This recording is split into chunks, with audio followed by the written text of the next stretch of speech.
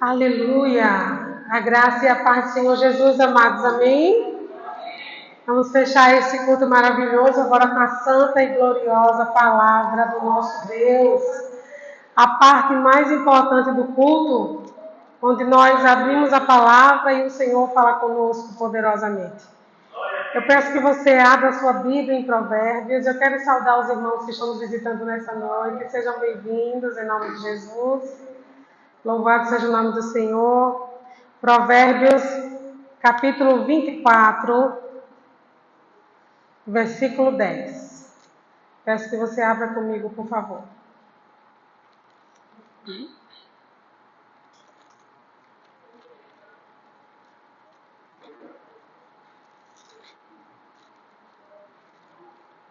Provérbios número 24, versículo 10. Louvado seja o nome do Senhor. A palavra do Senhor diz assim: se te mostras fraco no dia da angústia, a tua força é pequena. Amém? Vamos orar. Senhor nosso Deus e nosso Pai, nós estamos aqui, Senhor, para te ouvir, aquilo que tu tens a falar conosco através da tua santa, gloriosa e poderosa palavra. Nós abrimos os nossos corações para ouvir, para receber, para entender, para conhecer aquilo que tu tens para nos revelar nessa noite. E nós te pedimos, amigo fiel, Espírito Santo, que não nos traga apenas conhecimento de algo da palavra de Deus, mas nos traga a revelação genuína, que essa palavra seja rema aos nossos corações, que possam entrar, fazer morada e gerar transformação para o louvor da tua glória. Nós oramos em o nome de Jesus. Amém. Aleluia. Quando lemos, amados, o sábio Salomão escrevendo o versículo 10 dentro desse contexto todo do capítulo 24, versículo 10 vai dizer: se tu te mostra fraco no dia da angústia, a tua força é pequena. E quando olhamos para esse pequeno versículo dentro desse contexto, nós entendemos que quando as pressões aumentam, quando as pressões elas começam a ganhar uma proporção que, digamos assim, saia do nosso controle, e nós nos mostramos fracos, nos mostramos além daquela situação, nós mostramos que a nossa força é pequena. E o sábio, quando está usando essa palavra, ele não está falando que você não deve mostrar a sua fraqueza. Ele não está falando de vulnerabilidade. Ele não está falando de você se mostrar vulnerável no momento de fraqueza. Não é isso. Ele está falando sobre uma postura que quem conhece Jesus precisa adotar no momento da angústia. Uma postura de quem conhece o Cristo precisa tomar na hora da angústia. Se no dia da angústia eu me mostro fraco, a minha força é pequena. Parece ser uma redundância do que ele quer falar. Mas de fato ele está dizendo, se no momento onde a pressão se aumenta, onde a tribulação avança, onde as dificuldades são tamanhas, e eu me mostro fraco, me mostro sujeito àquela situação, a minha força é pequena. Porque mostrar que temos força no dia bom, no dia da bonança, no dia onde tudo vai bem, todo mundo consegue fazer, não é verdade?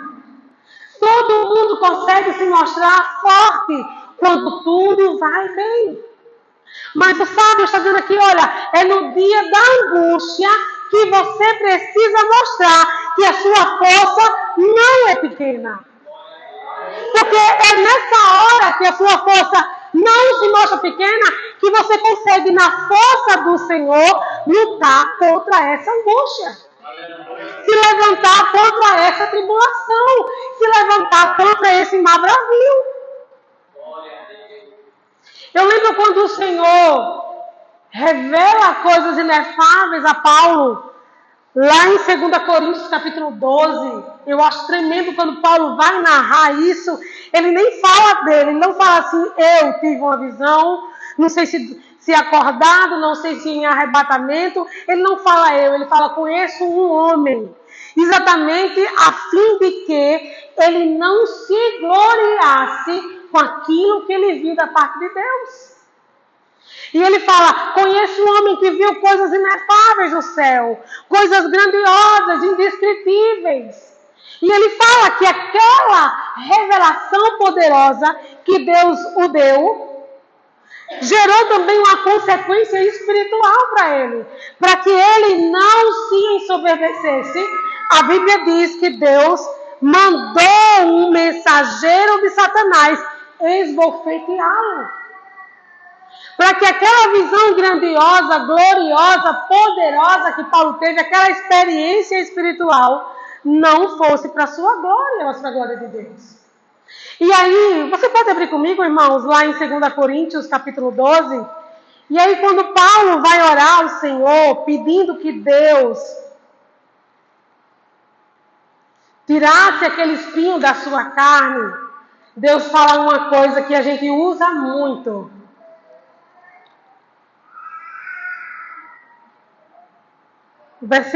A partir do versículo 8, vamos ler, 2 Coríntios, capítulo 12, você pode ler em casa o texto anterior, os versículos anteriores, 2 Coríntios, capítulo 12, aqui o tema na minha Bíblia diz a visão de Paulo, mas no versículo 7, a Bíblia vai dizer assim, e para que não me ensoberbecesse, Paulo estava narrando que para que ele não se ensoberbecesse da grandeza daquelas revelações, foi-me posto um espinho na carne, mensageiro de Satanás, para me esbofetear, a fim de que não me exalte. Por causa disso, 3 vezes pedi ao Senhor que o afastasse de mim. Então ele me disse, a minha graça te basta, porque o poder se aperfeiçoa na fraqueza. De boa vontade, pois, mais me gloriarei nas fraquezas, para que sobre mim repouse o poder de Cristo. Pelo que sinto prazer nas fraquezas, nas injúrias, nas necessidades, nas perseguições, nas angústias, por amor de Cristo, porque quando sou fraco, então é que eu sou forte. Paulo aqui está falando de uma fraqueza não de postura, mas de uma fraqueza de vulnerabilidade ao Senhor.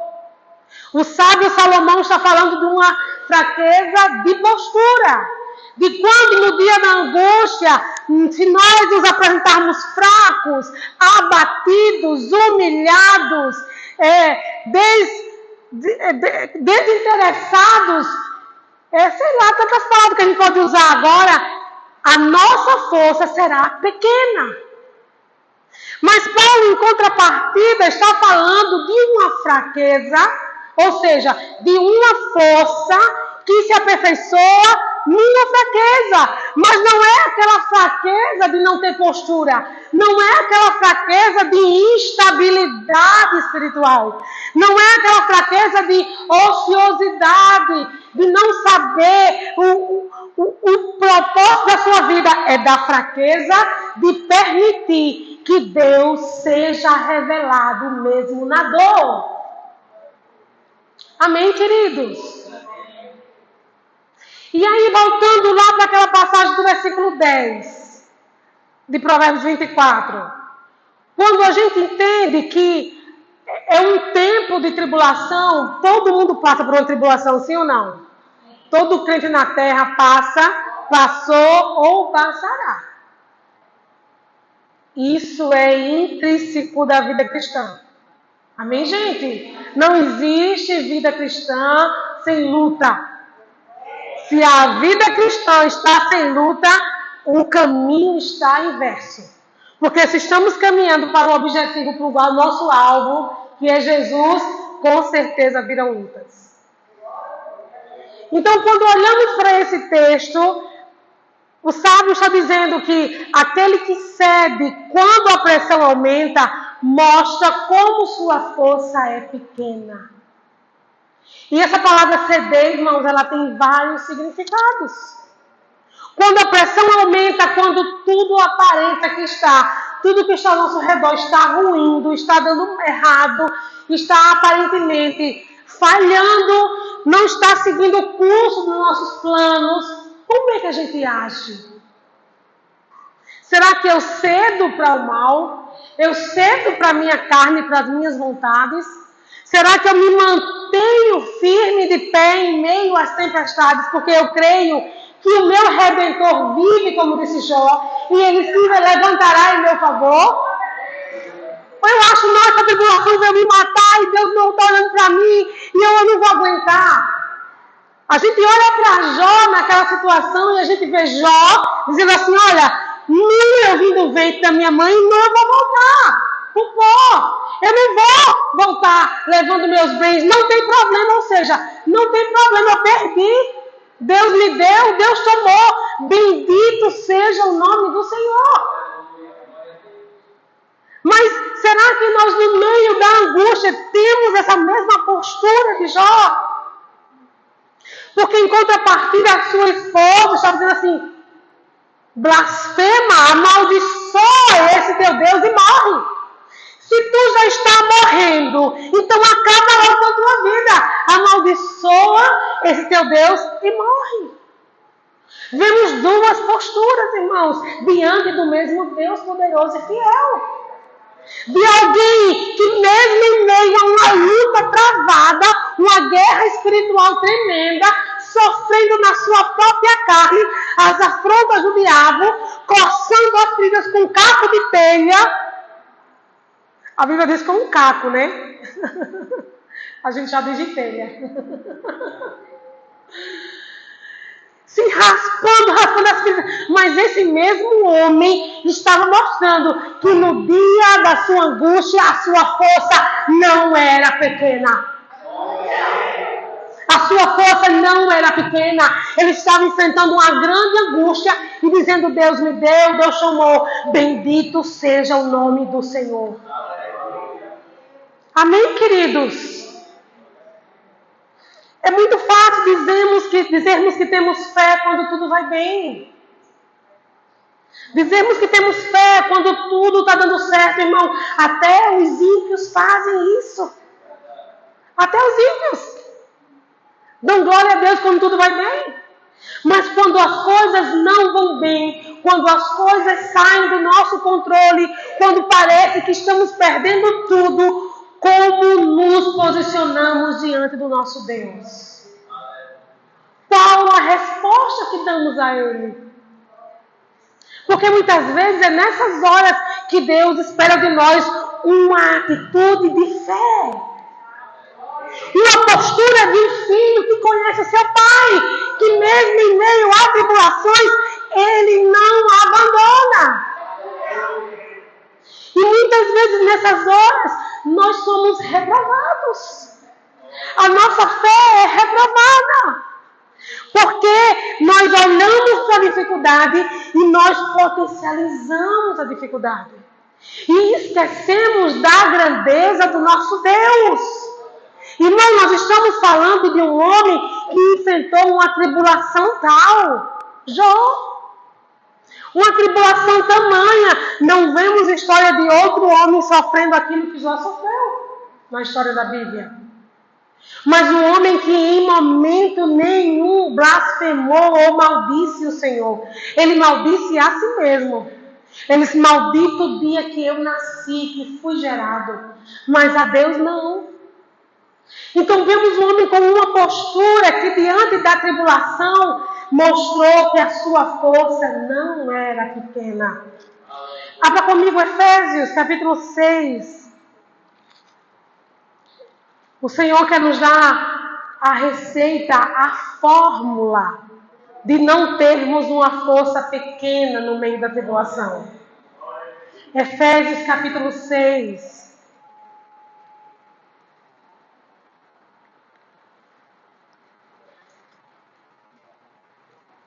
Eu lembro quando Deus fala a Josué no capítulo 1, eu acho que a partir do versículo 6 ou 7 até 9, mandando ele ser forte e corajoso, porque Moisés havia morrido. Deus está ali chamando Josué à responsabilidade.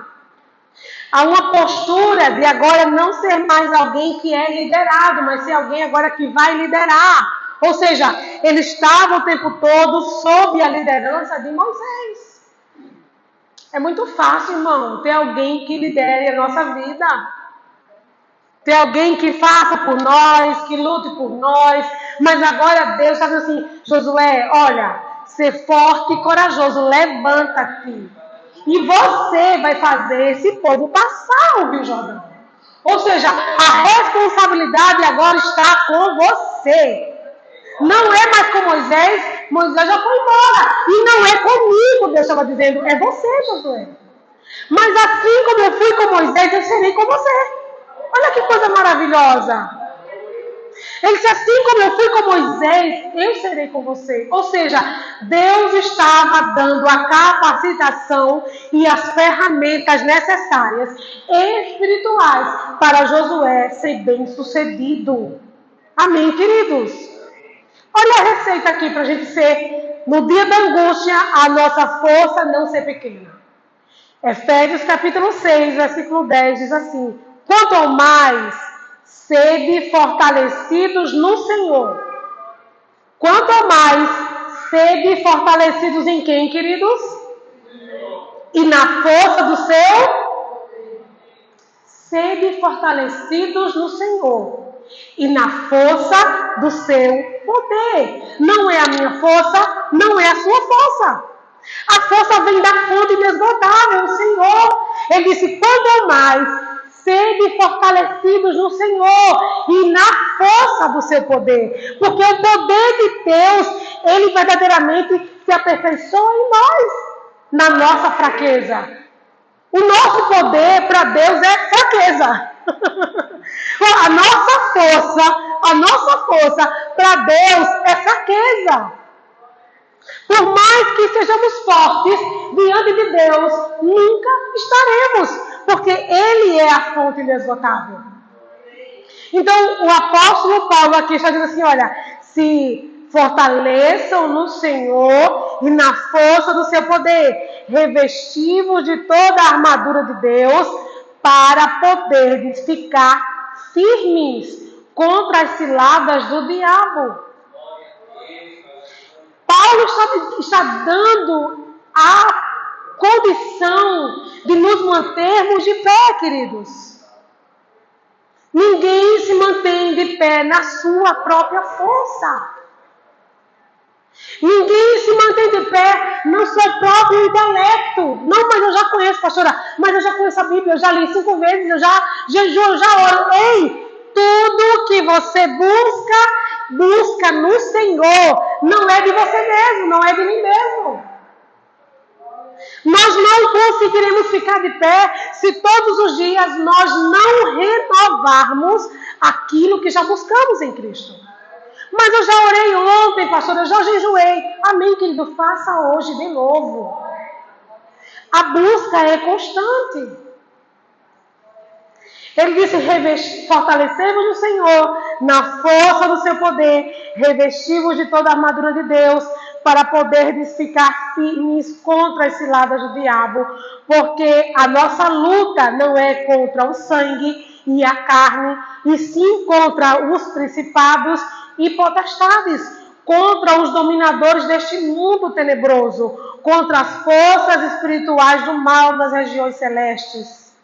A irmã Márcia testemunhou aqui que a médica queria fazer de um jeito, mas o Senhor tocou no coração que não era daquela forma, e ela orou e se posicionou daquele jeito, mas a luta dela não era contra a médica, mas era contra o mal que estava agindo naquela situação.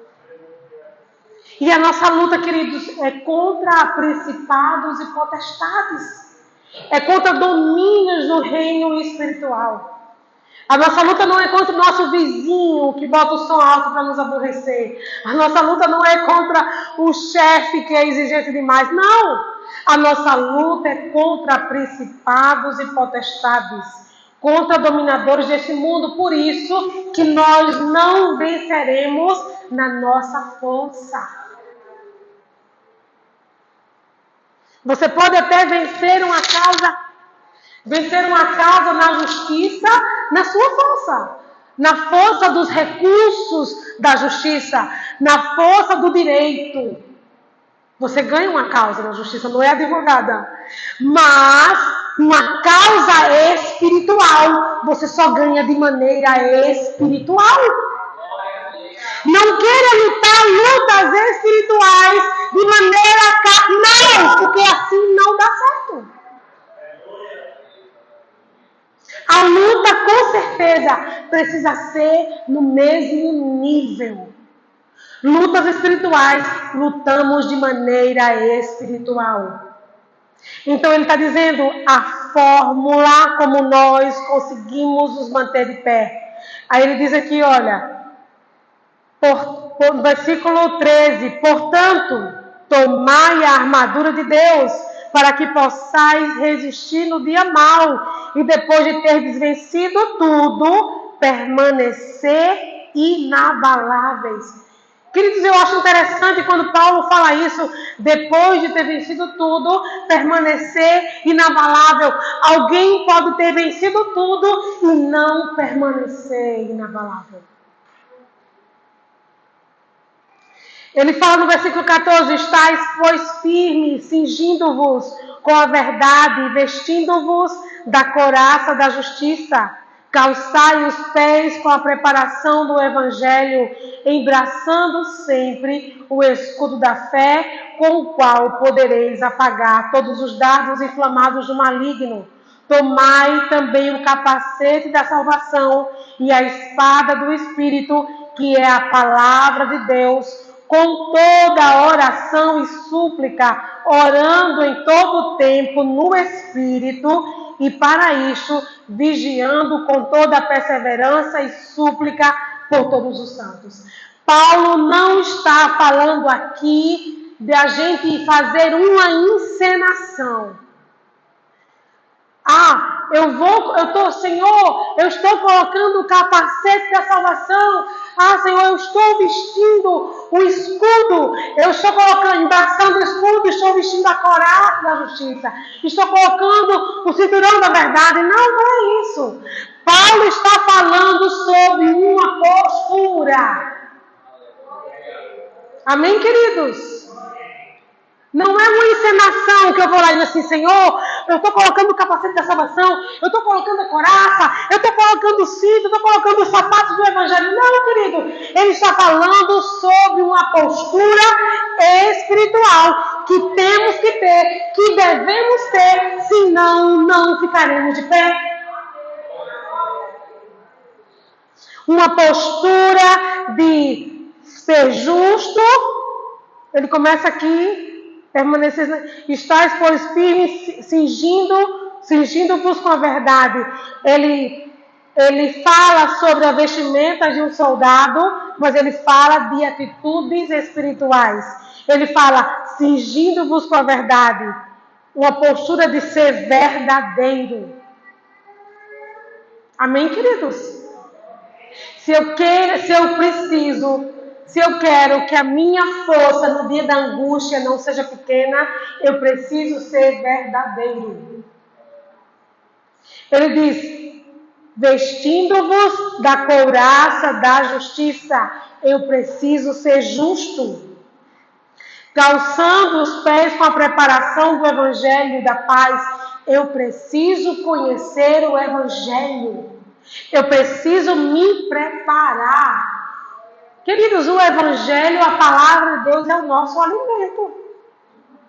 Embraçando sempre o escudo da fé, com o qual podereis apagar todos os dardos inflamados do maligno. Eu preciso ter fé diante de Deus. Eu preciso andar por fé e não por vista. Amém, queridos?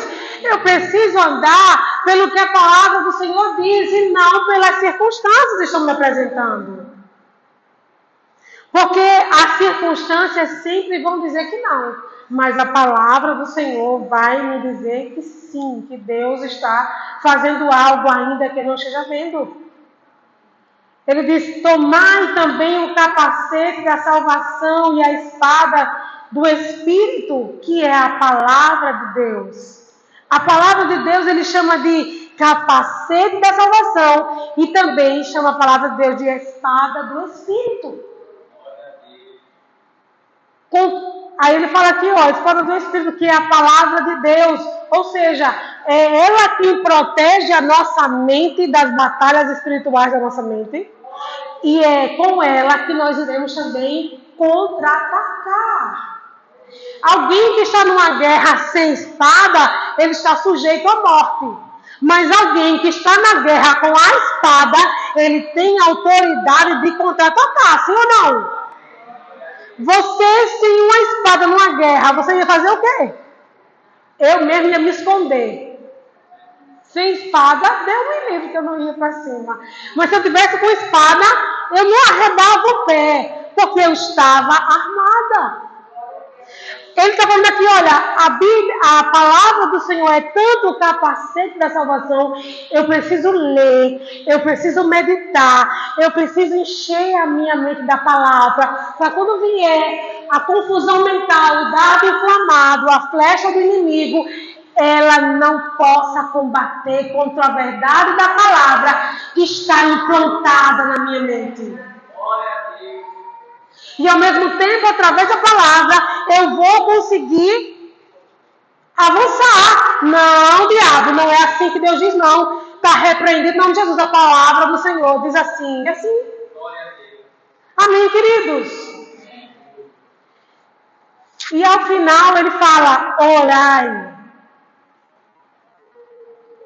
Ele manda aqui, com toda oração e súplica, orando em todo tempo no Espírito. A oração no Espírito é a oração em línguas. E a oração no Espírito é uma arma de guerra, queridos. A nossa mente fica infrutífera, ou seja, não há influência mental quando estamos orando no Espírito ao nosso Deus. Por quê, pastora? Porque agora é o Espírito Santo comunicando ao nosso espírito humano ao próprio Deus.